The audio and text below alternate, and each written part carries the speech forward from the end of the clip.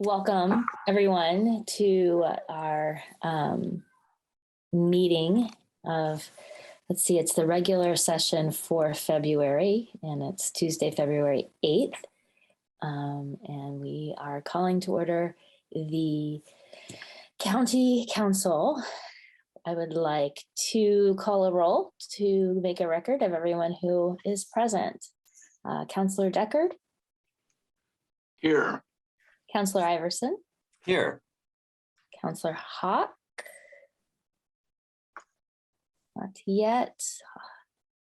Councilor McKim. Here. Councilor Munson. Here. Councilor Crossley. Here. Fantastic. I need to say that Councilor Crossley, you need to figure out your video. Otherwise, we can't count your votes. Because we have to be able to see you. Got it. Okay. I'm working on it. I'm sorry. I don't know what's going on. You need to maybe exit and come back. We don't have a vote for a little while, so you've got some time. Yeah, so that, yeah. Does that law actually apply now, or is it only after the emergency declaration is over? Well, we might need to consult with Dave Schilling, but I thought we had to be able to at least see you as well when we take a vote when we're doing viral. Yeah, I thought that that applied to the hybrid type meeting, but as long as you're under the old Okay, regime, I think you're fine. okay. I'm sorry about that. Oh, it's good. No, we Good question. keep us on our toes. Okay. Now, let me just check. Has Councilor Hawk joined us? I want to just make sure I don't miss that. No, I don't see her yet. So we'll keep an eye out. But let's proceed with the Pledge of Allegiance.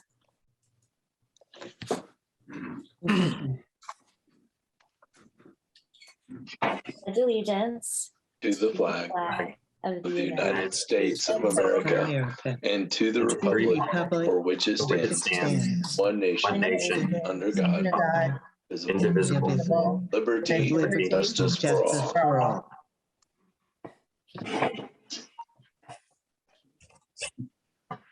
Thank you.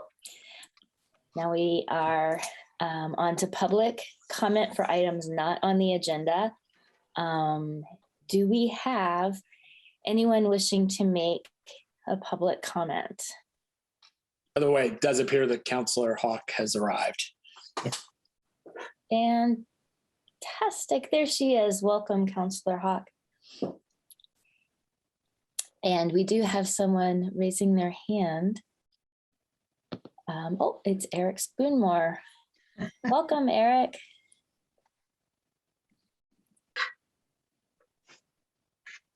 You need to unmute.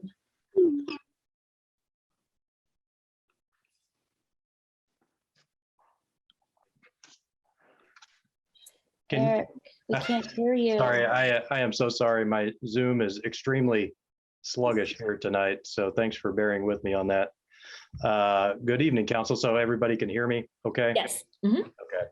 Eric Spoonmore, President, Chamber of Commerce. Thanks for the opportunity to speak this evening. I wanted to give you a quick update on some legislation currently circulating in the State House that the Chamber is tracking and would impact us here in Monroe County. So Senate Bill 390 recently passed the Senate, and this bill has generated some concern within our business community, and I'd imagine it may be concerning to the County Council as well. I believe you all have discussed it at least once before.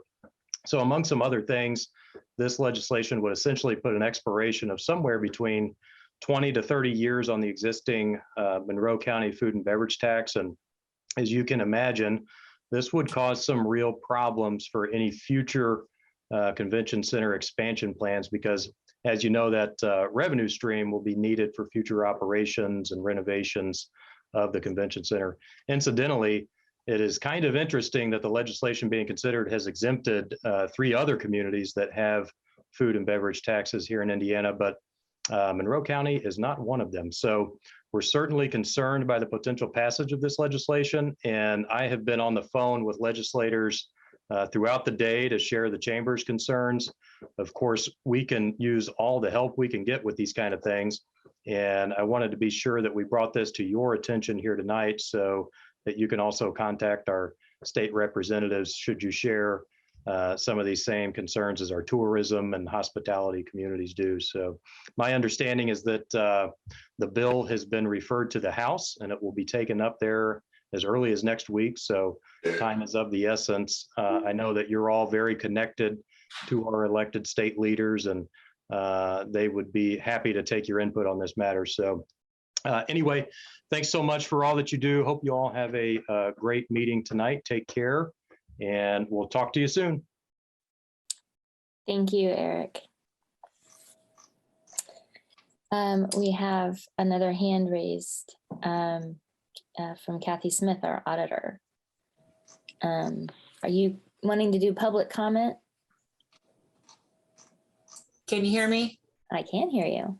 Okay, so what I was wondering before Eric got too far off, Eric, are you wanting someone to come up and testify when the House picks it up? Because I could do that.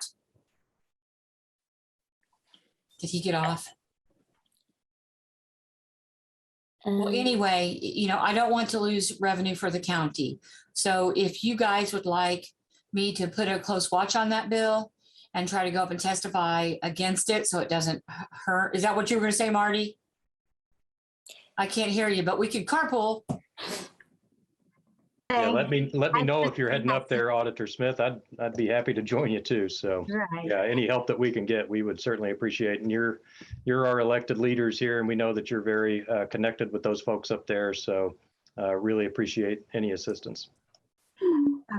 And may I speak to that? Yes, of course you can. I'd also like to first ask, though, that Jennifer Crossley be promoted again. She needs to rejoin. Go ahead, Councilor Hawk. Yes, there's several bills up there. That's not the only one of concern, of course. The Senate bill moving through right now having to do with annexation. There's a lot of people very interested in that. There's another one going through at criminal justice having to do with level 6, felony level 6, that could make a big difference in financing and so forth. But the other thing, to come back to the food and beverage tax as well as the innkeeper's tax, not only does it have, it will have an automatic sunset, only because we didn't have an automatic sunset on ours. You remember, there's no like time, we didn't put anything in our legislation, but more to the point is that the state wants to see exact uses that we have made use of those dollars. So those people on those boards and looking at those dollars have better be coming up with the list and being prepared to turn that, and that should be happening anyway. So yes, I had hoped that we would start getting more information about what's going on at the state. I watch it every day, but we can't see everything. That we paid somebody to be looking at it for us. That is true. Maybe we can get an update on that at some point. Yeah. Is there any other, are there any other comments on this topic from council? I don't want to cut anyone off who wanted to jump in. Seeing none, are there any other public comments for items not on our agenda this evening? Okay, we'll find my way slowly back to the agenda. Okay, next is the adoption of the agenda. Does anyone wish to add or remove an item from tonight's agenda? I do not see anything, so we will move on then to item number 5, which is department updates. Do we have any departments that wish to provide an update at this time?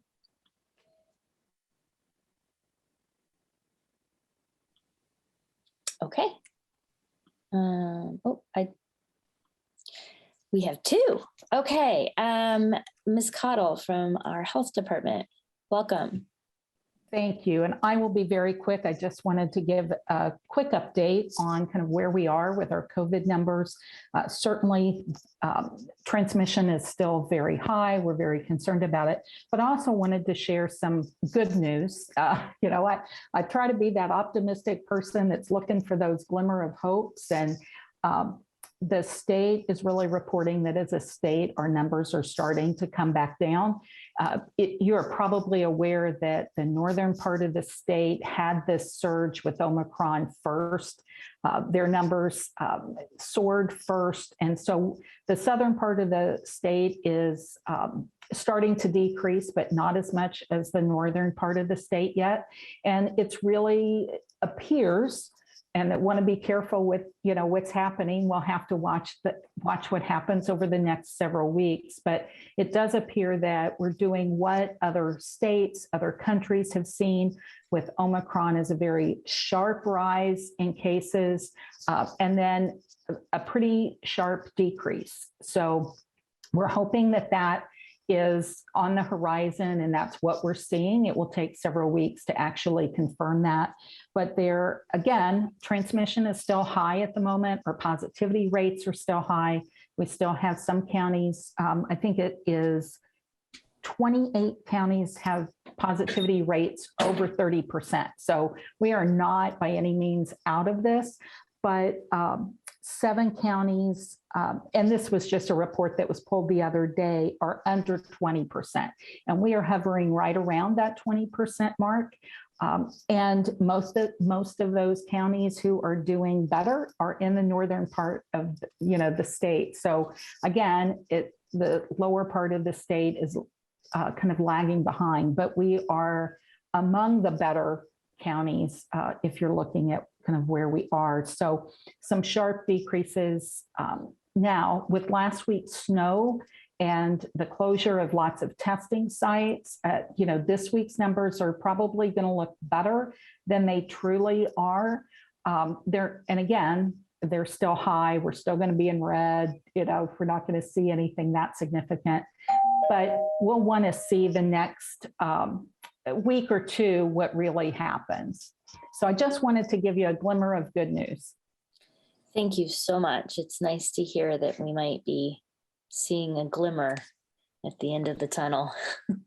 Are there any questions for Ms. Cottle before we move on? Okay. Thanks again. I really appreciate you taking the time. Kathy Smith, our auditor, welcome. Hi, Council again. So this is what I have left to process for annexation. This is the last part of the last batch that the city has sent me. I have 15 days to deal with this, but I did almost all of it today.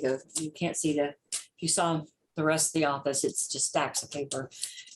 So we're getting close. Why I want to talk to you specifically, changed a little bit during the day because the mayor put out a press release. I don't know if you've seen it today.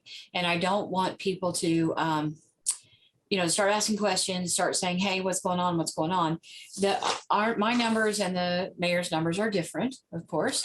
And of course I had Boris and Margaret Clemens, who's very involved with a lot of the people who are remonstrating, sort of basically saying, what's up with this article and this press release?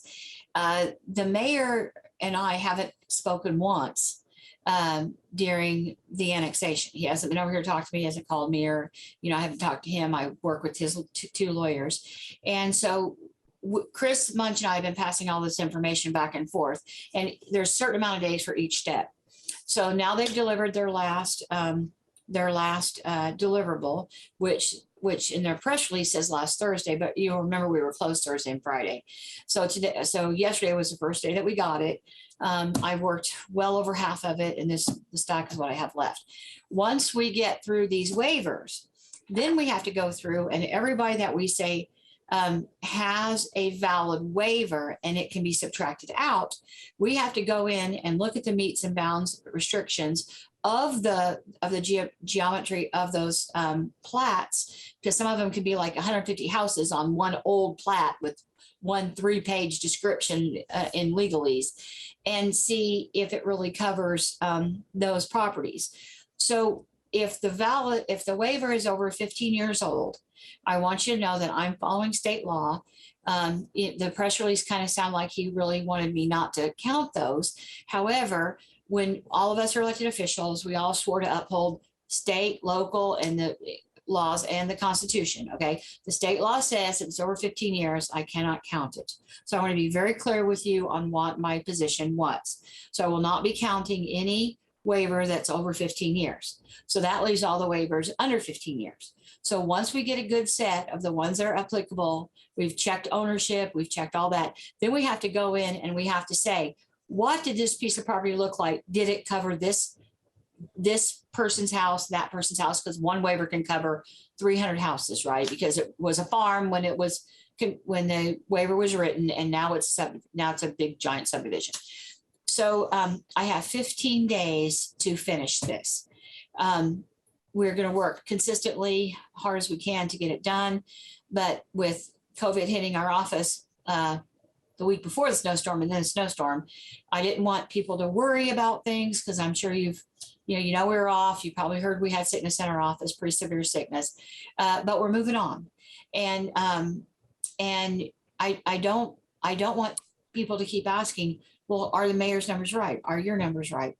My numbers are not going to be right until we put every piece together and we've investigated every single one in those. We can sort of tell you what we've vetted and we know are going to count, but there's still a big subset of ones we have to drill farther down into and do a deep dive into all the attributes and all the variants associated with those parcels.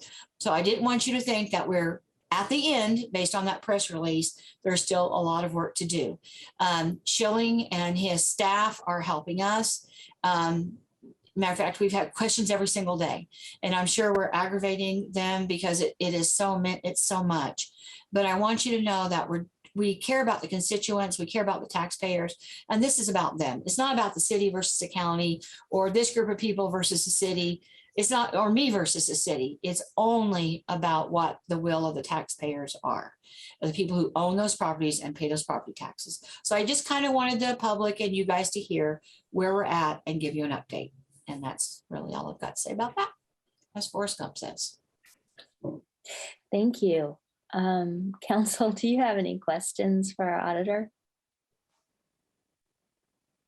All right. Well, thanks for the update, and thank you for all your hard work on this project. I know it's a lot.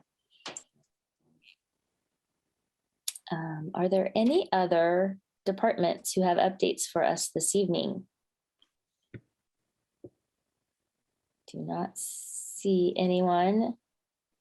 So we will move to council liaison updates. Are there any counselors who would like to provide an update on their department liaison activities?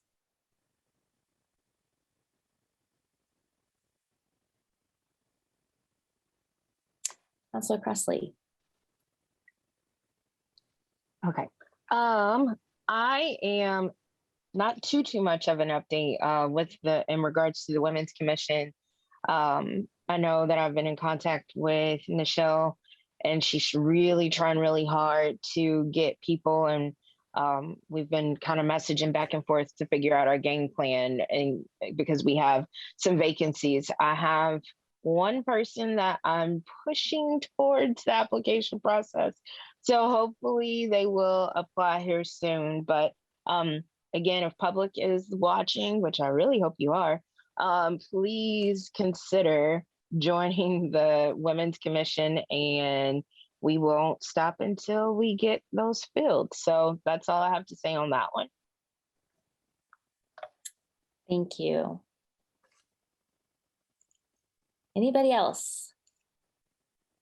It's sharing time. Okay, we will move on to the next item on the agenda then, which is requests for the state and local fiscal recovery plan dollars, formerly known as the American Rescue Plan Act. So we are no longer ARPA, we are Solar FERPA. And this is a standing item. I've mentioned this before, and we will have requests coming to us. We do not have anything specifically for today. We've gotten some clarification on the process. Originally, we had thought that we did not have to advertise for appropriating these dollars, but we do. So there's a 10-day period that we have to advertise in advance of having these come on our agenda. So we will have some coming, just not today. Michelle's nodding, so I think I got that right. Yes, we have some advertised that will be ready for the work session, for the February work session. So you'll be seeing a couple requests then. Fantastic, thanks. Does anyone have any questions on the process or how that's going? Councilor McKim. Well, just what are we going to hear next? I know heading home has been pending for a while. Are there other requests? The other request that we have received was from the highway regarding the brine enclosure, I believe. I can't remember off the top of my head, but I know it was from the highway regarding the brine facility. Okay. And was that added to the plan? That part I can't answer. I don't know. I don't think that the plan has been amended. I mean, to my knowledge. Yeah. My guess is it's supposed to fit under the broad statements that are in the plan right now. Well, hopefully it'll be amended to include whatever it is we'll be voting on. Okay. I will reach out to Angie regarding that and get you guys an email on that. Thank you. Thanks. Councilor Hogg? Yes, that's a reminder. We need to make sure each and every time something like that is advertised and being presented to us, that it is clear it's a part of the plan, because we could be responsible to, not we personally, but the county could have to pay this back if we don't have it specifically the way we're instructed. So we can't just leave it up to chance. Mm-hmm. So I don't know, maybe county legal should be checking that out every time. Absolutely. I think you're right on there. Any other concerns or questions? Okay, we will move to item 8 on the agenda. And at this point, we welcome back the Health Department. Council, I move to approve the Health Department's request for an additional appropriation in Fund 9130-0000 Syringe Services Program in the amount of $25,000 in the supplies category. Second. Welcome again, Ms. Cottle. Good evening. You have heard this once a year for 5 years now, because the Health Foundation of Greater Indianapolis has awarded us funds ranging from as little as $5,000, but usually the last few years it has been $25,000. So this is to support the harm reduction program and the syringe services program, and it is for supplies. So just requesting that you appropriate it. Absolutely, my pleasure to support. Are there any questions for Ms. Cottle? Okay, any public comment on this item? Seeing none, let's have a roll call vote. Councilor Iverson, Yes. Counselor Crossley, Yes. Counselor Munson, Yes. Counselor Deckard, Yes. Counselor Wiltz, Yes. Counselor Hawk, Yes. Counselor McKim. Yes. Motion passed unanimously. Thank you. Thank you. We now have item 9 on our agenda, which is the prosecutor's office. Council, I move to approve the prosecutor's office request for new account lines and additional appropriations in Fund 9159-0000 High Tech Crimes Unit Fund in the amount of $253,488.17 in the services category. Second. Welcome. It looks like we have Beth Hamlin here from the prosecutor's office. Good And would evening. you- It's good to see and you all. Behind my chat pod is also our prosecutor, Eric Oliphant. I'll move that there. Could you give us a little bit of background information, please? Absolutely. This grant funding was received from the Indiana Prosecuting Attorneys Council for the purpose of developing a high-tech crime unit. I think we've been a couple of times to talk to you all about this, about the high-tech crime unit. The project will be a collaboration between the Monroe County Prosecutor and Indiana University. Most of the funds that are received are for the purchase and licensing of IT hardware for the unit. Staffing expenses will be maintained by Indiana University with the support of contracted service dollars in the amount of $98,700 from this grant. $600 is allocated for the purchase of desks, chairs, and shelving for the office space, which will be maintained on the campus of Indiana University. And we're happy to answer any questions. Okay, thanks. Are there any questions from council? Yes, Counselor Hogg. Yes, we're required through internal control to keep track of any property that's purchased, even with grant money or whatever. So have you notified proper people to make sure that it's included, whatever you're buying? That's our intention. We haven't distributed any of, we've got some items that have recently come in, but we will definitely maintain them with the county. Okay, great. Thank you. Yes.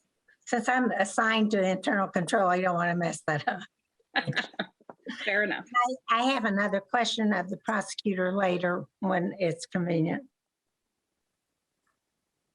Okay, Counselor Deckard, let's stick on this item and we'll go to you. Thank you very much. And I appreciate very much the prosecutor being here along with Ms. Hamlin. And I wondered if one of you might speak for the public watching. First of all, this is a tremendous innovation that you have done, but could you speak to what is a high-tech crime unit? What does this really mean in what you all do on a day-to-day basis, or maybe the things you contend with on a day-to-day basis? I'm going to ask Prosecutor Oliphant to field that one. So say I'm happy to speak to that. Thank you, Counselor Deckard. So the high-tech crime unit, first of all, high-tech crime is any crime where you can get evidence from a digital source. So it doesn't mean necessarily that, I think a lot of people think of some of the crimes that take place on the internet, but really it can be anything. It can be homicides, it can be any manner of things. And so the high-tech crime unit, what it will do is process digital evidence, do a forensic process on cell phones, computers, sometimes it's even like fitness trackers, any kind of digital device like that that may contain evidence can be analyzed by the high-tech crime unit. And we will be servicing a region that's about 10 counties in our region. Right now, there's only a couple of these units that are fully operational, that are kind of serving as prototypes for our high-tech crime unit. So the good news is I don't have to fully reinvent the wheel because we have some models to draw from. And this is a resource that's sorely needed. The nice thing about digital evidence is that it's very valuable. It can both help to prove a case by providing communications about the crime, sometimes even video and photographs of the crime, those kinds of things. But it can also help to exonerate folks who are not guilty of these offenses and help eliminate suspects as well. So in some ways, it is as good, if not better, than DNA evidence, because DNA really only proves that someone was in a place, but it doesn't tell you when, why, how, and a lot of those things that you can sometimes get from those communications and photographs and things like that. So I'm very excited. I do think this is going to provide us some beneficial evidence in a more timely fashion in some of those bigger cases that we see here in Monroe County. So hopefully will help us get better results in court.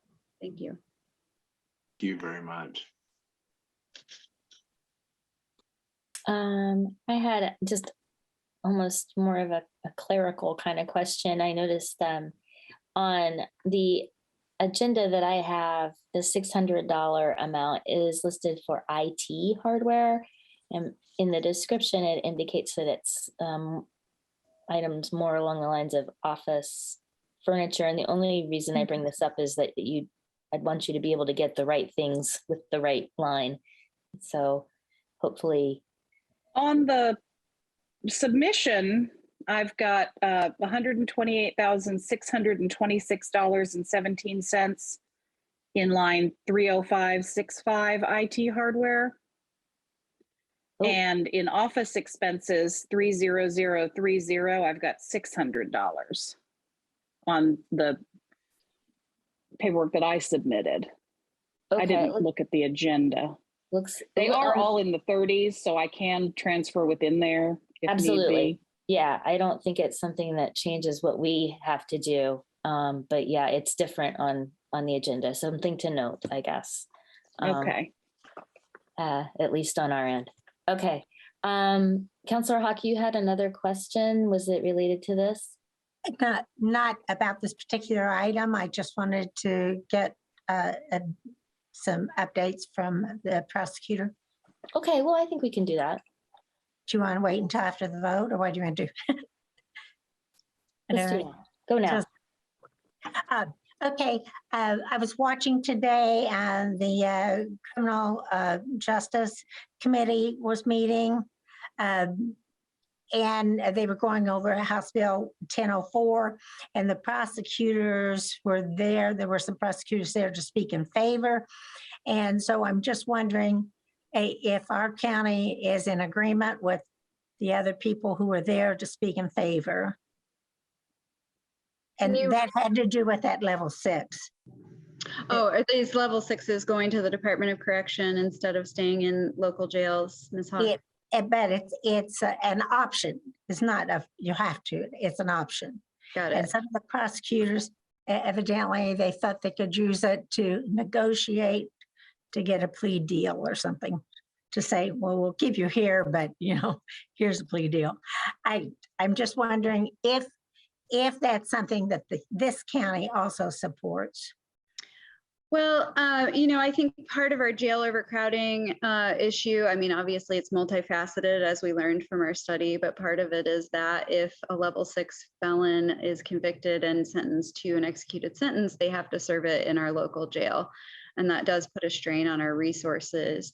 Sending that person to the Department of Corrections may give us another tool in those cases where we think that incarceration is warranted. I will say that I don't think that very many level 6 felonies do end up with incarceration as their sentence, but certainly there are some that do, because there are a lot of different crimes that are level 6 felonies. There's operating while intoxicated, there's batteries resulting in moderate bodily injury, a lot of different crimes that fall into level 6. And so I think that I don't have strong feelings. I'm not strongly opposed or strongly in favor. I just think that this is meant to relieve some of that strain that was caused by that change on our local jails. It seemed to me that one of the things that appeared to be in favor was that they would have a quicker access for mental health care as well as drug addiction, depending on how long they have to wait in our jail before they could be moved forward. But thank you. And if you have other information about that, I'd sure appreciate hearing it, because I do stay in touch with people at the state. I do think that our Department of Corrections offers more varied programming for their inmates than a lot of the local jails offer. We do have some resources that maybe not every jail has, such as the New Beginnings treatment program and a few things like that. So, like I say, it may be another tool that we can use if it gets passed. But if it doesn't, I think that we can handle those cases as we need Thank to. you. So, yeah. Thank you for that information. Are there any other questions going back to the motion on the floor about approving the new account lines and appropriations? Okay, and I think Michelle, yes, wanted to correct for the record. Yes, for the record, I did review the agenda compared to the prosecutor's submission. And so for the record, I would like to put in the amounts. The total does not change, but the detail does, and I do want that in the record. So they are asking for an account line 30565 IT hardware, $128,626.17. Account line 30042 tech services, they're requesting $22,272. In account line 30009 training, the amount they are requesting is $3,290. In account line 30056 contract, $98,700. And in account line 30030 office expenses, $600, for a total of $253,488.17. Great, thank you. You're welcome. Those numbers make a lot more sense for those categories. I believe if we have no further questions, we are, public comment. Is there any public comment on this item? Then let's please have a roll call vote.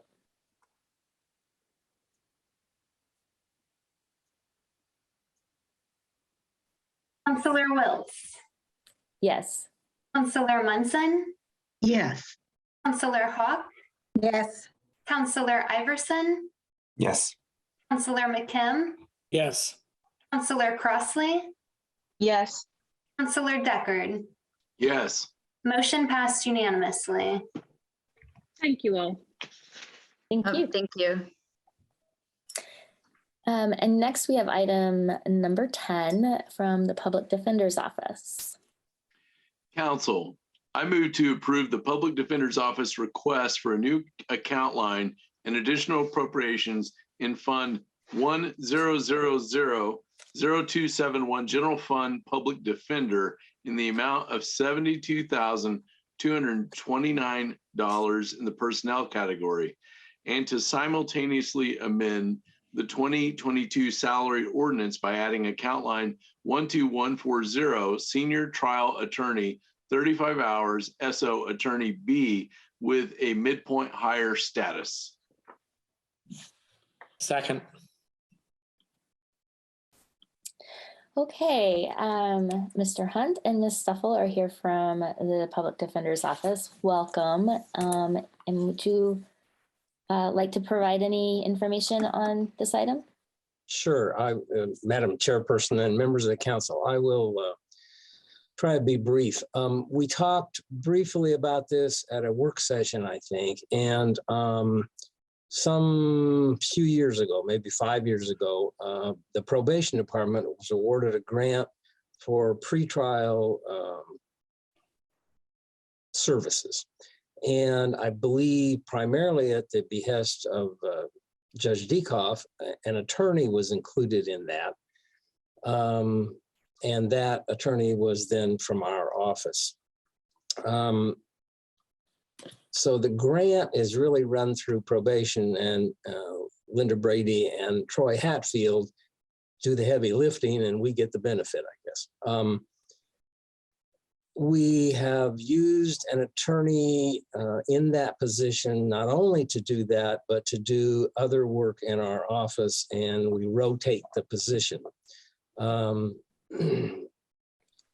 Since we use that attorney, it counts for our statistics in the state reimbursement program. And if we were to lose this, I think we would be out of compliance somewhat in that category. I really haven't talked about this a lot with people, but I probably have been negligent. I haven't really gone out looking for a lot of grants because I think if you obtain those grants and then you get used to them, then they're pulled, then you're in a problem. And that's why we're coming to you now. I'm certainly, it certainly benefits us. We all know the money comes from taxpayers, regardless whether it comes from local or the state or the federal people.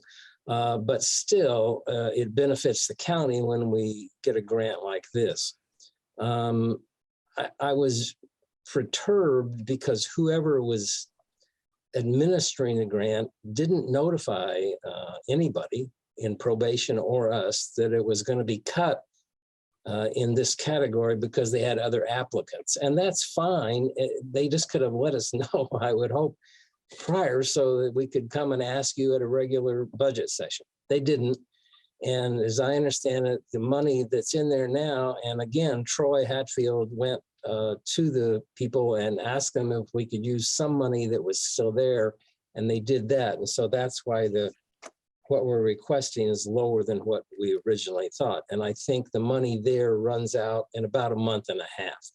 And so if you appropriate this amount, we will use up the balance that we have and then start on the county money.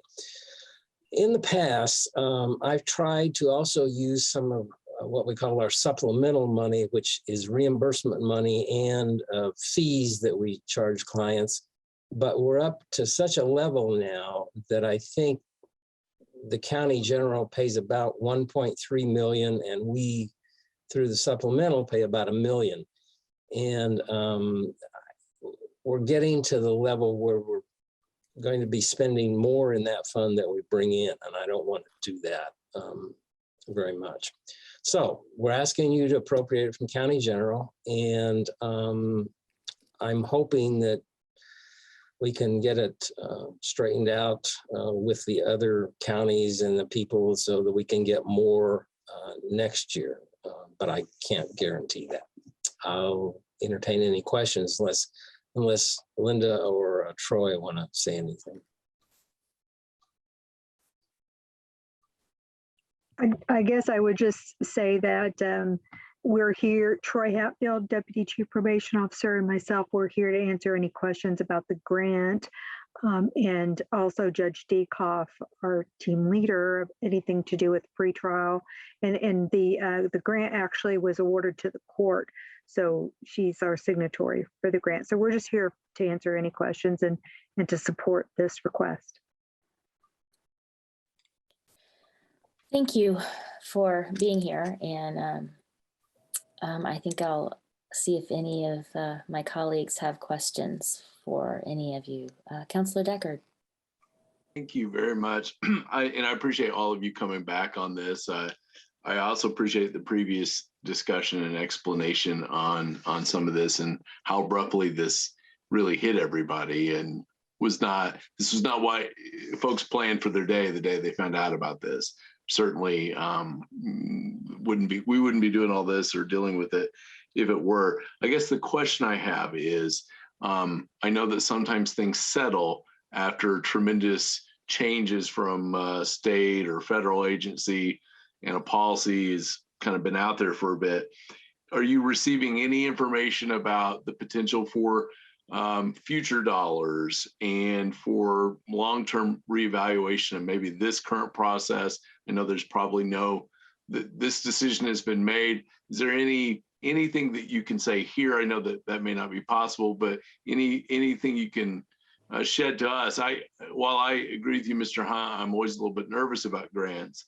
I'm also real nervous about what opportunities we miss if we don't go for those things. And I wouldn't want to see this county that's had so much success with grants to kind of reverse course on that. And so I'm curious from anyone if they've got anything on it. And if not, that's okay too, but just curious. Well, I'll just say first that we were lucky that Troy did reach out to the Indiana Office of Court Services and ask for permission to spend the carryover to get us a few more weeks with the funding. And we were very fortunate that the answer was yes. So it saved us a little bit of money, but the state hasn't said anything officially to any of the grant counties, and we're not alone in terms of this cut happening. And we've received no official communication. And I know Troy, he may have some more information. He sits on the State Justice Reinvestment Advisory Council, and the state JRAC may have discussed this, but I haven't gotten any information. I don't know if Judge Dekoff has this through from the Indiana Office of Court Services, but I certainly haven't, and neither have my chief probation officer counterparts across the state. I can say that it was not discussed at the last JRAC meeting, state JRAC meeting. There is a multidisciplinary pretrial committee across the state of Indiana. We have not had a meeting since these grants were released. That next meeting for that Judge Dekoff and I both attend is coming up this Friday morning. And I know this item is on the agenda for discussion, so hopefully I'll learn more at that time about the status of future grants and kind of a little bit more information about what happened this grant year. Judge Dekoff, I'm not sure if you have more to add to that.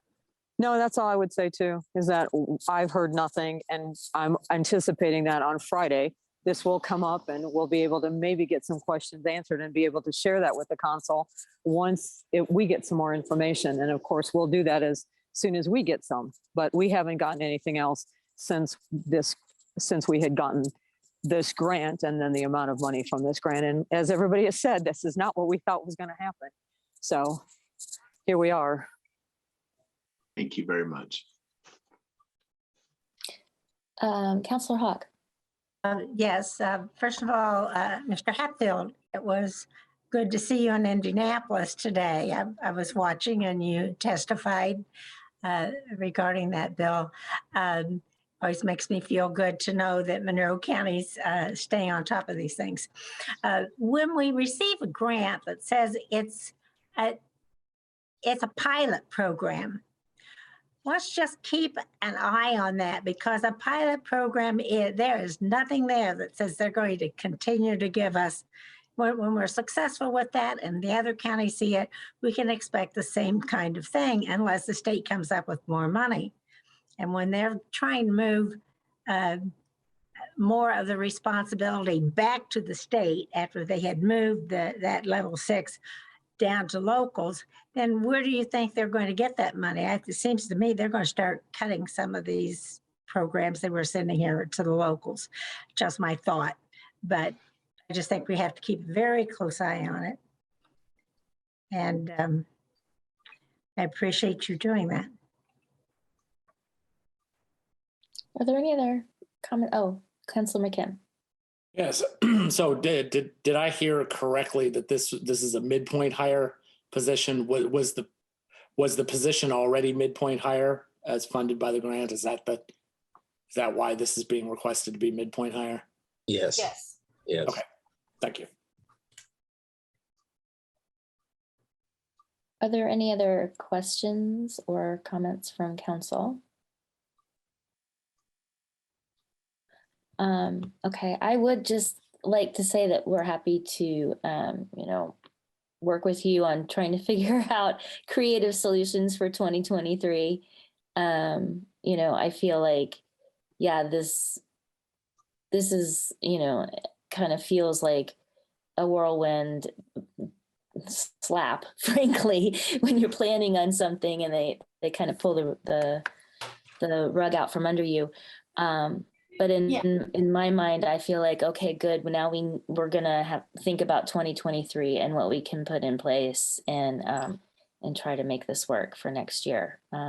So to that end, definitely keep us updated on what you hear, and let us know what we can be doing. Perhaps we can meet again at a work session and talk through some things. And I'm happy to, I don't know, get creative if we can. Are there any more questions from others? Questions from the public? I have a question. Okay, Michelle. Since there's a reduction, has anyone made an amendment to the amount to be approved? It was read correctly. Yeah. Was it? Okay. Yeah, I incorporated it. Sorry, I was on the phone and I just wanted to make sure Megan didn't catch it either, so. No, good. Thank you. Good to make sure. So no public comment. We will go ahead with a roll call vote then.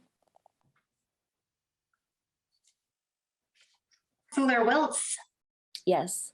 Counselor Hawk, Yes.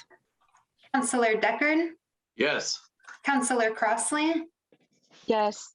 Counselor Munson, Yes. Counselor McKim, Yes. Counselor Iverson. Yes. Motion passed unanimously. Okay, Thank you very much. Thank you. Thank you. Thank you very much. Thank you. Have a good night. Thank you, you too. Okay, we are now moving on to item 11, which is our auditor. Council, I move to approve the auditor's request to amend the 2022 salary ordinance to add language clarifying the jail correctional center grid notes section regarding the base rate to be used for the correctional officer union employees. The clarifying language is as follows. The base hourly rate found in the notes section shall be paid for the first 3 pay cycles in 2022. For the remainder of the year, the base hourly rate shall be the amount reflected as the base hourly wage found in the generally applicable 35-hour and 40-hour grids. Second. Good evening again, Council. Thank you for hearing this item. Basically, what I'm asking for is that you allow me to pay the jail officers the small amount of difference between what was in the jail grid and agreed by the Correctional Officers Union of the WIS recommendation for their classifications versus the note that was at the bottom, which had an increase of 2% in it, which is one of the options we were considering. It's a few cents difference per hour, and it's for 3 pay periods because the mistake was a clerical error. And so it doesn't seem fair to take back such a small amount of money from the officers for a very short time, pay time. And plus the work to do that would probably cost more, or almost cost as much as the money that we'd be returning in the time to fix this error. Again, it's a very simple clerical error. It was in 2 places on the salary ordinance. One was the correct one, the grid, and the other was a little note. The note is going to be fixed by this, and then we're just going to let them keep their pay. It'll be in the salary ordinance. So when we get audited, there will not be an exception for overpayment of that small amount. So please, hope you vote yes. Thank you. Yes, I believe we heard about this at our last meeting, so we should be fairly familiar. It looks like we have a question from Councilor Munson. It is not a question, but a comment. And a thank you to our auditor, Kathy Smith, for coming up with a solution to what was an error. And we certainly do not want to take back money already paid to the correctional officers, because that just doesn't make any sense at all. It's a very small amount. Thank you. Thank you, Councilor Munson. The goodwill associated with this move would go a long way. They have a very tough job. They do. To that end, I trust that someone from our office or your office will be in communication with them directly so that they understand Yes, what's if you going vote on. for it, we'll be happy to call them first thing in the morning or maybe later tonight, send them an email. That would be fantastic. Thank you. Councillor Hawk? Yes, that was my concern, because if they see that their check was higher and then it's going to be lower, they're going to think we reduced their salary. So I mean, who's going to make sure that they understand what's happened? We're going to get a small note, an explanatory note out to them. So it will be a reduction. It's going to be a very small reduction, but still we don't, we want to have full disclosure. We want to, it's just a simple error of a few cents over their pay. It was a per hour cents difference. So they will see a little bit of difference, but we want to explain to them what happened and why it won't be the same on the next paycheck. So it is for 3 pay periods, but we're going to do that, Marty. We don't want to confuse them. We're absolutely going to send information out to them. I would like to also add to that. We had a conversation with the jail commander, Sam Crow, and my understanding from him was that he was speaking to the union and letting everyone know. So they have a heads up already on what's coming down. So that was my understanding from Sam. Yes, we included him in the initial conversation. We agreed that it'd be one note to all the people, very simple language. We thought of them actually first, Marty, I guess. Thank you. Do you have another question? Oh, okay. Yeah. Do we have, I hear you saying a few cents on the hour.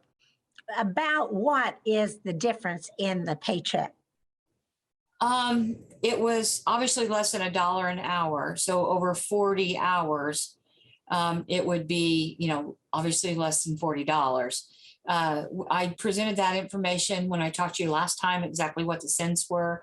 So for 3 pay periods, that's 6 weeks. So if it was $1 an hour, it'd be 40 times 6.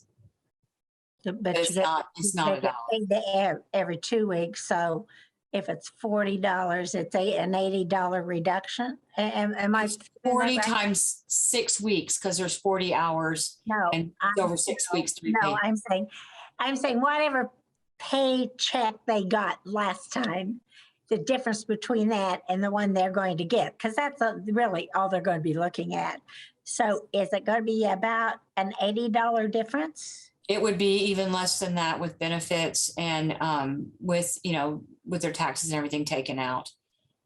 So yes, it'd be less than, if it were $1, it'd be 80 less benefits, but it's less than $1. So it's some amount less than $80 and then benefits taken out, like Social Security tax. And I say benefits, but the expenses of payroll taxes.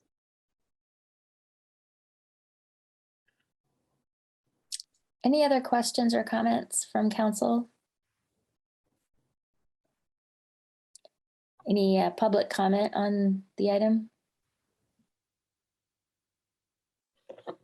All right, I think we're ready for a roll call vote, please. Councillor McKim, Yes. Councillor Hawk, Yes. Councillor Crossley, Yes. Councillor Iverson, Yes. Councillor Wiltz, Yes. Councillor Munson, Yes. Councillor Deckard. Yes. Motion passed unanimously. Thank you, counselors. Thank you. We are now at item 12, and this is from our own office. Council, I move to approve the Public Defender's Office request to amend the 2022 salary ordinance to remove the midpoint hire status from Fund 12000000 Public Defender Supplemental Account Line 10065 investigator and add it to Fund 9160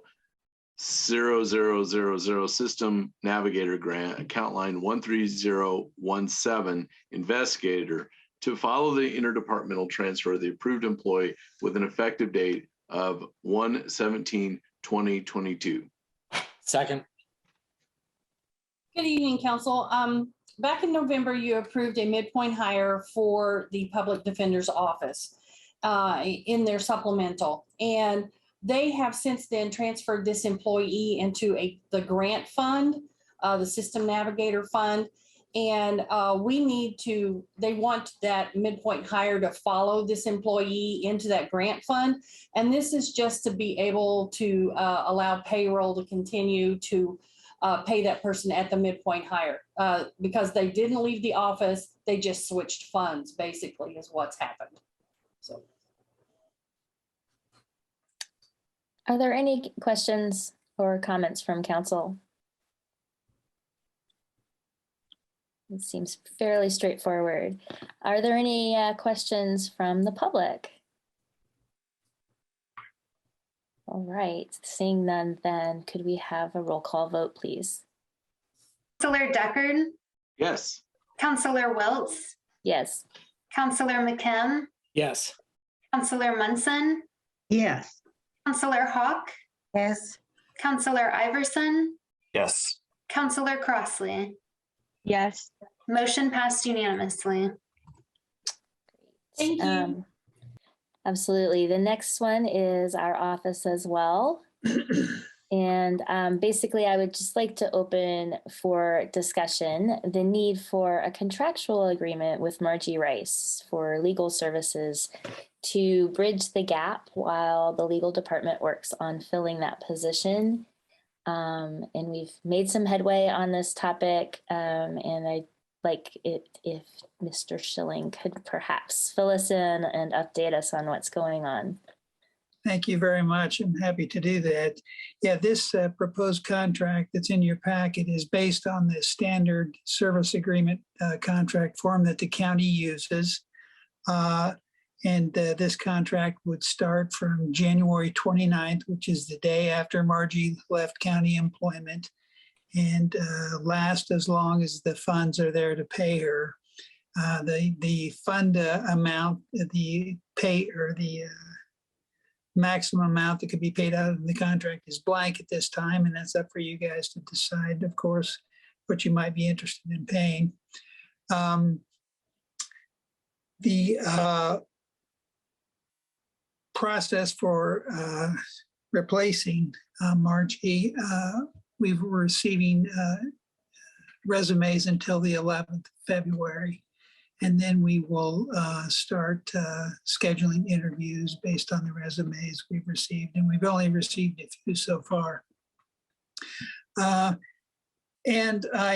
We've had discussions about coming up with sort of a procedure for dealing with hires in the future and making attorney assignments in the future. And I've prepared a memo on that, and I would be happy to circulate that to all council members tonight if you're interested in receiving that. That's where we are. I think that we'd love to see that memo. That would be fantastic. And I'm sure there are some questions from counselors on the topic. I would just like to start out though by saying that I would propose that our not to exceed amount be $10,000. And I think that that would be plenty to, I would hope, cover what we would need from her.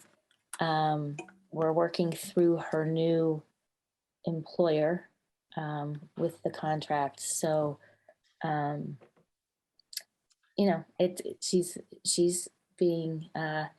she's charging hourly rates that are commensurate with her experience, and has assured us that should we contract with her, that she will be judicious in time management. So That's my background in the information and my proposal for $10,000 as the limit, just as a round number. Councillor Hawk. Yes, I just think we should be very transparent and say what that is per hour. It is, I believe, $225. It was how much? $225. That's about 44 hours worth of work. So it's a little more than a week and a half or something like that. And the other question is this is since we have the ability to hire our own legal representation, is this our contract? We sign the contract. We wouldn't have to take this to commissioners because it's up to us. It's not the commissioner's choice. We can either choose to do it or not. Is that correct? I'm assuming. Yeah, we have this going also in front of the commissioners. All service contracts under ordinance are supposed to go in front of the county commissioners. Well, just in future, let us remember, I do not believe you'll see that we are required to take this contract to the commissioners. We did the last time, just as a matter of being, in an effort to be cooperative, but we don't have to because we can contract ourselves. Just like with Wagner and Shealy, we can contract ourselves. We're allowed to by state. But it doesn't matter. I don't care. I don't anticipate that they would have a problem with it. So, Councilor McKim. So I'm very strongly in favor of moving forward with this. I am wondering if the 44 hours is going to be enough. That seems a little on the low side to me. I guess I would prefer to. I mean, I would prefer maybe to go more with not to exceed $20,000. And with I think the understanding that she and we all will be extremely judicious about use of that time. But I think giving us that ceiling is important. That 44 hours just doesn't seem like it's enough. If you would go ahead. If you wish to make that a motion, I'll second it. Let me see. We already have a motion on the floor, or this was just. No, we don't actually have a motion. This is I just opened the discussion, so we don't really have a motion. And I would think the process that I was anticipating was that we would discuss, come to an agreement on the general terms, and then have it go to commissioners, and then we would approve. Is that what you were thinking, Dave? No need, but whatever. That's a lot. I know.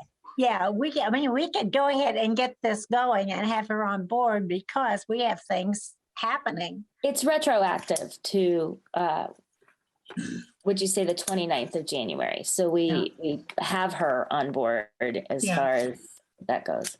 Yeah, President Wilson, if you choose to approve this tonight, it's on the commissioner's agenda for tomorrow. So. So I will entertain a motion. How's that? I move that council. I move that we forward to the Board of Commissioners the contract that was just described for the legal services of Margie Rice with a not to exceed of $20,000. Well, I support the 20,000. I don't think we have to send it to commissioners, but. Well, it's tomorrow morning. For purposes of discussion, I will offer a second. Can we move on? Let it go. All right. Are there any other comments or questions regarding this motion? Is there any public comment on the motion? Okay, let's have a roll call vote. Councillor McKim?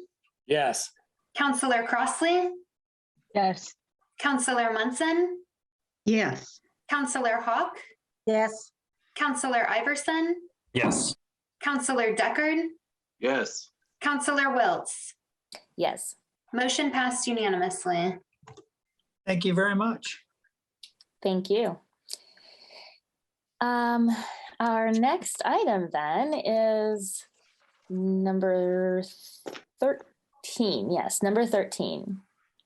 Council, I move to approve the citizen member appointment of Nichelle Whitney Wash to the Library Board of Trustees for a term of 4 years, which will expire on January 31st, 2026. Second. Are there any questions or comments on this item? I'm not sure who maybe has the best background on it. I was copied on some emails. I know Mr. Deckard, you were also. Counselor Hawk. Yes. Could you tell me how many? I don't think that we advertise particularly specifically for the library board appointment. I think had we done that, we would probably have a lot of people who would be very interested in serving. This is a huge, huge appointment. The person serving needs background in budgeting and following the numbers, because this is, you might not think that it's a budgeting position, but of course it is, because they have a separate rules about how their financing works, and we don't vote on their budget unless they would go over their budget amount, not their, it's very strange the way it works. It's not over their levy amount, it's over their budget amount. I think that it's still the same way it was a couple of years ago anyway. So how many people actually applied for this library appointment? This was the only applicant that was forwarded to council, but it was forwarded by Marilyn Wood and the administrative person, Lorraine Martin, both from the public library. Okay, so the library sent the appointment they wish to have. And did we go through any applications that we have on file now? Actually, I think I saw that Councilmember Crossley asked that question with an email a week or so ago, and I'm not sure I saw the answer.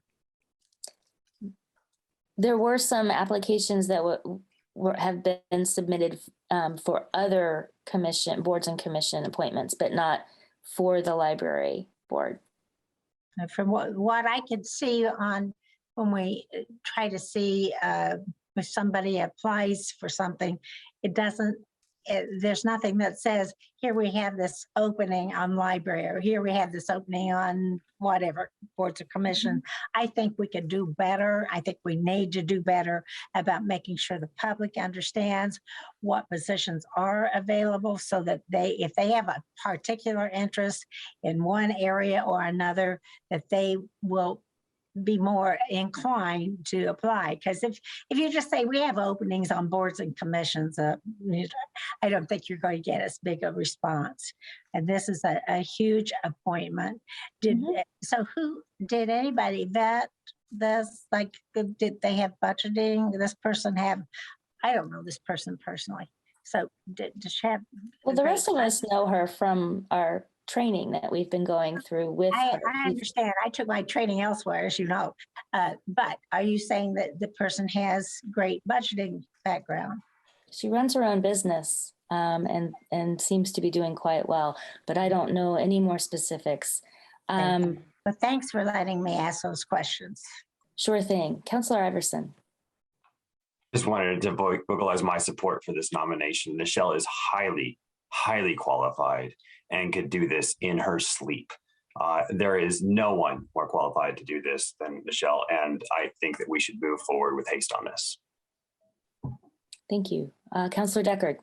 I also want to add my support for this nominee, in that this is a small businesswoman. It's an employee of Indiana University, one of our largest employers in the community, tasked with as an individual recruitment of students into our community that fund our local economy. Not to mention, this is immediate past chair and chair, if I have my memory right, from the Women's Commission that we appoint and we have been impaneled, has expanded the operations of that commission tremendously. I'd also like to know, I do think that we need to continue to do a better job at recruiting more people to these leadership positions. But I would know, as far as my last filing check, 4 of you, my colleagues, who are very important and near and dear to me, have all filed for office and have no primary opponents, as far as I can tell. And for some of you, no opposition for the fall. Sometimes recruiting people to, which is a good thing for you, I'm sure, but sometimes recruiting leadership into positions is even as transparent as something like a candidate filing will not always get multiple applicants. Here we have someone that has stepped forward, and I am very happy to support the applicant. Thank you, Mr. Decker. Councillor Hawk? You're on mute. I do have one more question. I don't recall this being a 4-year appointment before. The person that is retiring now from, was that a 4-year appointment? Yes. I believe that person was on for 2 terms. Yes. So is that set up like we know when we're doing something that it's supposed to be a 4-year or a 2-year or a 1-year appointment? I don't know. Yes, it's all on the website, and you can go to the website and click on each of the categories. And then on there, it tells you the codes that are corresponding to those boards and or commissions, which includes their terms. Right. We you know, living in the past, we used to have, they would come in and we'd do interviews in the whole group. You would. So that was pretty nice, but that was many years ago and a lot's changed. So, okay, thank you. Any other comments or questions on this appointment? I do believe he's been on there for a long time. Sorry. Councillor Crossley? No, I was just going to say that I'd echo the comments of the colleagues that have come before in support of Michelle as well. And we all know it is very difficult in this little small county of ours to really try to recruit as much as possible, because we all are tapped into many different things ourselves, and a lot of the ones that we usually would want to tap into are already tapped into a lot of things, so much that they're tapped out. So it is very, very crucial and vital and important for us to try to seek out new voices. Of course, as Councillor Deckard said, it is very difficult to find people, even with trying to, do what I'm doing with the Women's Commission. It's very hard trying to find people, but we also have to make sure that it is equitable for people to be on these commissions, because some of the problems that we're running into is the fact that we have people that really want to be, but if we have, meetings that are midday, like 12 o'clock in the afternoon, then we're going to have a problem, and then we won't have it. That being said, I would just like to say that I definitely support Mrs. Wash, since she is newly married, in this, and that's all I have to say. Thank you. Any further comments or questions? Any public comment on this appointment? Okay. Then I would like to have a roll call vote, please. Councillor Munson? Yes. Councillor Deckard? Yes. Councillor Hawk? Yes. Councillor Crossley? Yes. Councillor Iverson? Yes. Councillor Wiltz? Yes. Councillor McKim? Yes. Motion passed unanimously. Fantastic. Now we are at item 14, which is the approval of the minutes. And we have 2 sets of minutes to approve. January 11th, 2022, which was a regular session, and January 25th, 2022, which was a work session. Do we have any council members who would like to change or otherwise modify, edit the minutes? Seeing no edits, then the minutes are accepted as presented, which brings us to council comments. Are there any councilors who have comments they'd like to make? Oh, got a whole line. Yay. Councilor McKim. Yes, just wanted to mention that the community lost a passionate activist and advocate for marginalized people. Yesterday, Randy Paul passed away. Randy was well known to almost everyone who watches local public meetings, both at the city and the county. And just during the time I've known him, he's fought for bus drivers, for adults trying to learn to read, for fiscal responsibility in county and city government, for library employees attempting to organize, for abused and neglected children, for climate justice, for transparency in public meetings, for voters with disabilities, and for that matter, for all people with disabilities. He was willing to speak truth to power, and he was willing to make all of us elected officials feel the heat at times, which to me meant that he was doing his job. So the community lost a fighter yesterday, but also a man with a family that loved him. We mourn the loss of Randy Paul, and our thoughts are with his family. Well said. Thank you, Jeff. Councilor Munson. I have a word of congratulations and thank you to our highway workers and other employees who took care of the snowpocalypse that befell Bloomington and Monroe County. And they made it possible for us to get places we needed to get when it was essential for us to get there. And I want to thank Monroe County residents as well, who paid attention to the travel advisories and stayed off the street and stayed safe. So thank you, workers, and thank you, public.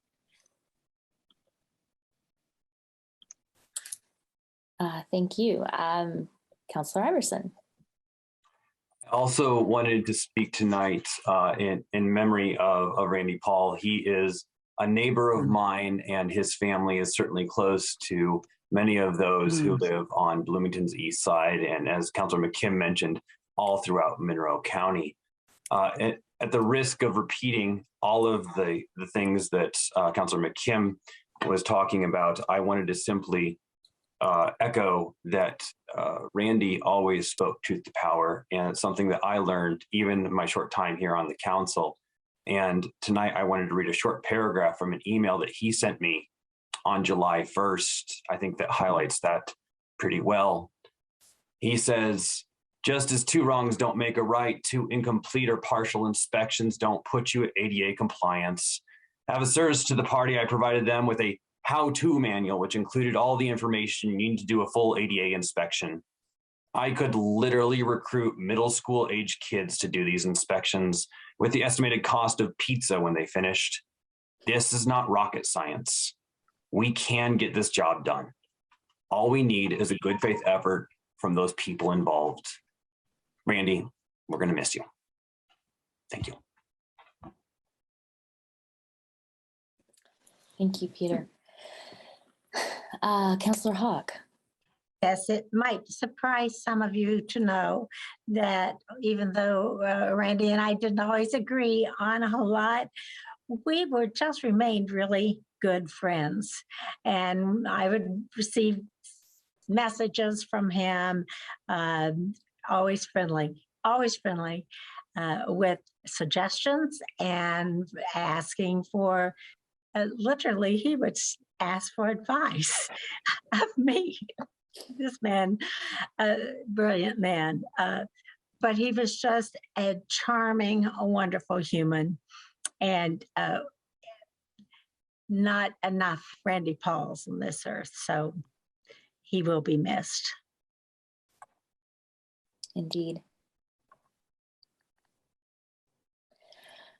Oh, well, thank you all for those words. I have a hard time even following that. I am obligated to remind everyone, though, that at our next meeting, the work session, coming up, we will be talking about elected official salary structure. And I want to move this item through a process to a conclusion before we enter our budget season, and hence my relentless bringing it up. So I wanted to mention it tonight so that you could be thinking about any items that you might feel are important to have in terms of resources or knowledge that you think we should be looking for, data, that kind of thing, to inform our decision-making process as we look at this topic. And if you could think on that for the next 2 weeks, if you have any specifics that you want to share with Kim, that would be appropriate, or just bring it to the meeting, and we will have a facilitated discussion about next steps. Any other comments before we adjourn for the evening? All right. Thank you, everyone, and have a lovely evening. We are adjourned.